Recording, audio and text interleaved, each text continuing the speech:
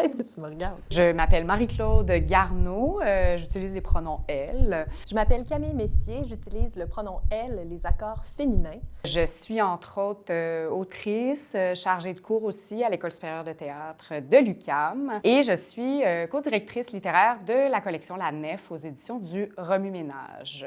Je suis candidate à la maîtrise en théâtre et en études féministes à l'Université du Québec à Montréal et je travaille comme dramaturge dans le théâtre jeune public. Marie-Claude Garneau, en fait, c'est la co-directrice de mon mémoire de recherche.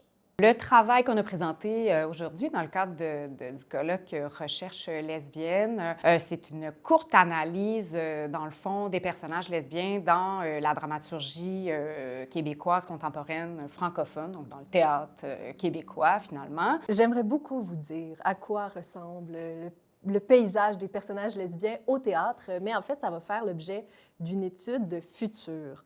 Donc, ce qu'on a présenté aujourd'hui, Marie-Claude et moi, c'était vraiment comme un peu une impulsion de recherche qu'on avait, une envie qu'on avait de regarder les personnages lesbiens dans le théâtre québécois, mais l'étude la plus exhaustive qui va nous permettre de voir à quoi ressemble le paysage des personnages lesbiens sera à venir. Les lesbiennes vont au théâtre, donc elles ont besoin de voir leur réalité représentée. C'est à elles aussi qu'on parle. Je pense que souvent, on oublie cet élément-là. Donc, c'est pour évidemment contrer l'invisibilité. Là, bien sûr, ça peut être simpliste et redondant, mais c'est le cas, entre autres.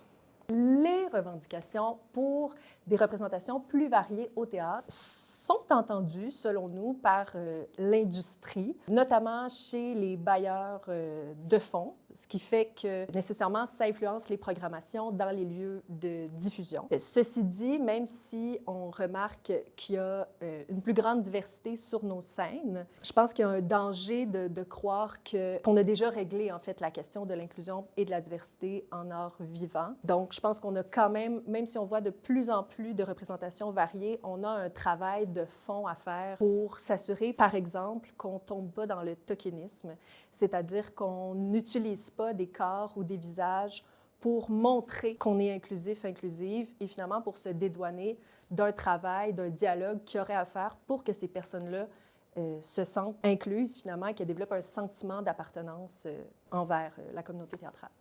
Continuez de venir au théâtre. C'est important. Continuez à encourager les femmes, les écrivaines, féministes, lesbiennes, ou même les femmes straight, là. Oublions-les pas. Mais allez au théâtre.